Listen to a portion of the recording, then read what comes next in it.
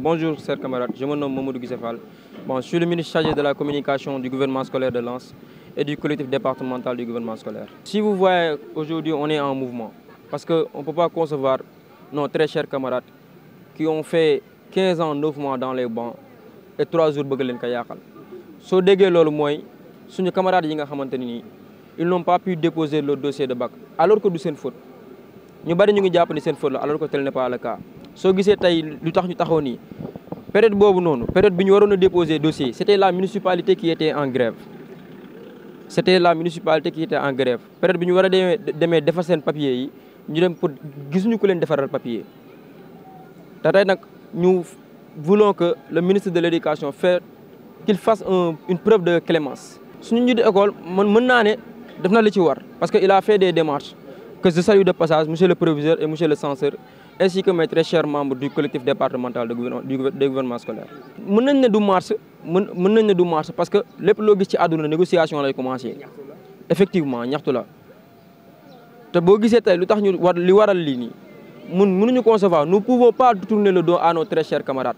Man mii di wax yéen je suis pas victime mais c'est juste que lii bu ma ko defee defuma ko pour sama bopp dama ko def ngir samay rakk yi ñëw pour que mu bañ leen a porter préjudice ak sama très chers camarades yi nga xamante ni je ne compte pas tourner le dos en allant faire ces examens. En fait booy seen dossier demul sax office de bac am na ñoo xamante seen dossier dem na office de bac mais mu démb la ñu yor yëg ni defuñu bac. En tant qu'élève li ma leen di ñaax qu'il tient bon quoi parce que mën nañ ne moral mooy lépp qu'il tient bon quand même parce que ñun li ñu ci mën mooy taxaw ñaan njekk ñu bari ñu ngi jàpp dañuy manifester wuñu dañuy ñaan njekk monsieur le directeur de l'office de bac ñu lay ñaan njekk pour nga dimbali ñu si suñu frères yi nga xam ñun ñi ñëpp ay soutien de famille lañ ñun ñuy taxaw ñi ñëpp ay soutien de famille lañ te mënuñoo jàng ba dernier virage terminal ñu bëgg ñu ko xañee nii c'est ça en fait.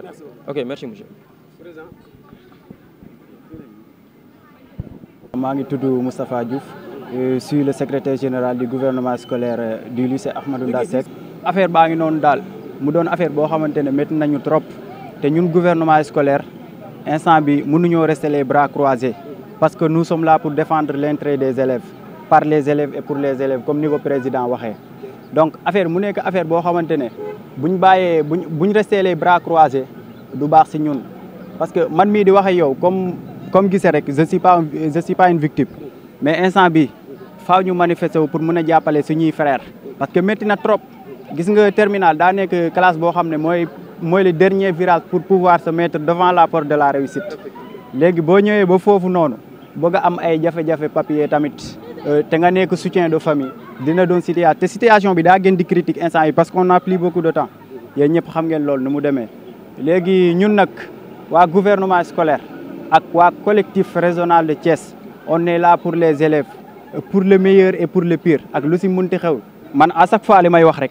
Gis nga erreur bi mën naa nekk erreur administrative mën naa nekk erreur au niveau des offices de bac mën naa nekk au niveau des élèves mais bu dee erreur élèves yi la dañuy jàpp ne l'erreur est humaine gis nga erreur mënta ñàkk mën naa nekk erreur administrative li may jàpp toujours l'erreur est humaine mënta ñàkk yàlla kese moo dul def erreur mais ñun on est là pour se manifester pour qu'on puisse nous aider à pouvoir en sortir nos camarades de cette situation parce que situation bi métti na trop njàng mi métti na naaj bu tàng jër da ngay gis ñii di jóge ay Cité Senghor ñii di jóge ay Nimzat jóge foofu ba fii di dox depuis quelque temps ñoo ngi si di wax pour chercher une solution à nos camarades mais depuis lors gis nañ ne personne n'a réagi par rapport à ça te instant bi l'heure est grave baccalauréat bi agsi na ba pare buñ deful examen man li ma mën a jàpp mooy gis nga ñoom bu dee situation bi réglé wul buñ deful examen dañuy jàpp ne comme même ñoom situation bu réglé wutoon sax buñ defoon examen sax duñ am parce que yàlla kese moo fi nekk nañ waxante dëgg tey boo amee problème de papier ba defoo bac jàppal ne yow boo defoon doo am mais instant bi lu ñu gën a ñor mooy situation bi réglé wu ñi war a defi bac dem defi seen bac buñ amul ñu xam ne yàlla la donc raison pour laquelle ñun nag duñ rester les bras croisés jusqu'au dernier souffle nañ leen soutenir. même message bi may jàllale mooy képp koo xamante ne mën nga ñoo dimbale instant bi ñoo ngi lay ñaan nga dimbale ñu te yàlla tax ba élèves yi mën a def seen bac parce que la plupart des élèves ay soutien de famille lañ seen famille dañ leen a yaakaar donc gars yi maa ngi leen di lancer un appel ngeen jàppale ñu te yàlla tax instant yi dañoo sonn trop te njàng bi métti na donc merci beaucoup à tous merci. Je me nomme El Hadj Babacar Mbaye Tamba. Je suis l'actuel président du gouvernement scolaire du lycée Ahmed Ndak Seck. Et aussi, je suis l'un des membres du collectif départemental des gouvernements scolaires de Thiès. L'objectif de cette rencontre en est que nous, élèves, on est appelés à représenter les élèves au niveau de l'administration et aux yeux de l'État. Nous sommes chargés de défendre la cause des élèves. Le collectif départemental des gouvernements scolaires de Thiès a pour but de défendre l'intérêt des élèves par les élèves et pour les élèves. Et actuellement, comme vous le savez, c'est d'actualité que nos frères qui sont en classe de terminale ne puissent pas faire de bac et c'est déplorable. Et actuellement, on est en train de lancer un appel solennel aux chargés d'office du bac pour qu'ils puissent faire clémence à nos frères qui ont fait 13 ans d'études et 9 mois. Et aussi faire 13 ans d'études et 9 mois d'études sans pour autant faire l'examen qu'on appelle le baccalauréat n'est pas intéressant.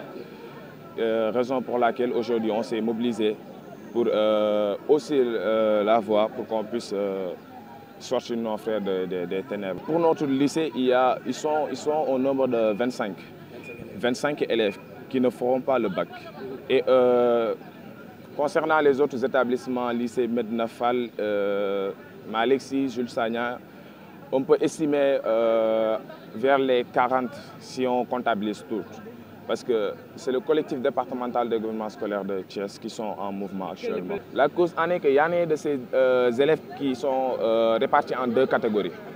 D'autres sont en retard par rapport à leur dossier et d'autres n'ont pas rempli les critères qu'ils devaient accomplir pour participer au baccalauréat. Raison pour laquelle actuellement on est en train de demander clémence pour les élèves qui ont rassemblé tous les papiers nécessaires pour faire le baccalauréat et qui ne seront pas acceptés. D'une part à leur faute, d'une autre part, nous élèves on dit non. Parce que